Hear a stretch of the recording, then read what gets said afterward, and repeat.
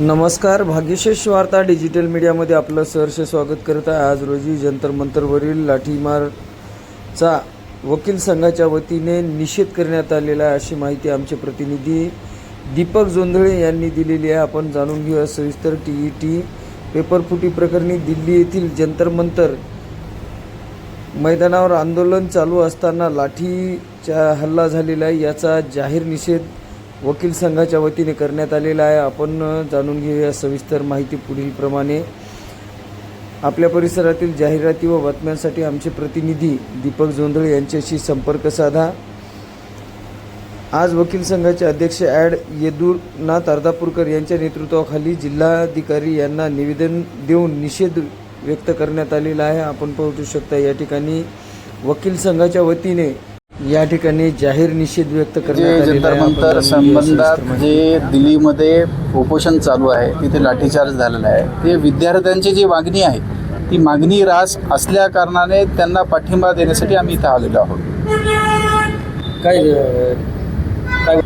लाठीचार्ज कोणताही अमानुषच गृहीत धरला जातो, त्यामुळे त्याबद्दल वक्तव्य करणं काही आवश्यक नाही। परंतु ज्या कारणासाठी तिथं मुलं जमलेले आहेत ते कारण प्रत्येक घरामध्ये आपल्याला ती अडचण दिसून येते। प्रत्येक घरामध्ये एक मुलगा अशा कॉम्पिटिटिव्ह एक्झामसाठी उभा आहेच आहे, त्यामुळे तिथे होणारा जो काही त्रास आहे ते आपल्यापर्यंत पोचला आहे। सामाजिक बांधिलकी हे आम्ही सगळे जोपासून आज आम्ही प्रतिनिधित्व करत अशा स्वरूपाचं निवेदन आम्ही कलेक्टरला दिलेलं आहे। आता तरी पॉलिटिकल आम्ही कमेंट करणार नाहीत, कारण तो आमचा पिंड नाही, परंतु सामाजिक बांधिलकीसाठी आम्ही इथं आलेलो आहोत। हो, जे तिथे दिल्लीला झालेले तिथे जे लाठीचार्ज झाला आहे त्याबद्दल आम्ही निषेध नोंदवायला चाललेलो आहोत आणि हा कुठेतरी प्रश्न सुटला पाहिजे याबद्दल आम्ही निवेदन दिलं। पेपरफुटीविषयी काय वाटतं? पेपरफुटी म्हणजे चुकीचंच आहे, कारण विद्यार्थी वर्षभर अभ्यास करतो आणि अभ्यास केल्यानंतर पेपर फुटल्या साहजिक जे मेरिटचे स्टुडंट आहेत त्यांच्यावर इफेक्ट होतो।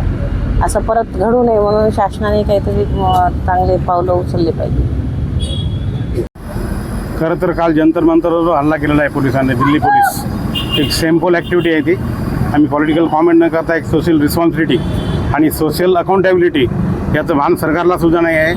आणि दिल्ली पोलिसांना त्यांनी म्हणजे इम्पोज करून एकदम लहान लहान 15-15, 16-16 वर्षाच्या मुलींवर जे हल्ले केलेले आहेत अक्षरशः अतिरेकी समजून त्यांना, हे योग्य नाही आहे आणि shameful to Delhi police, shameful to government of India.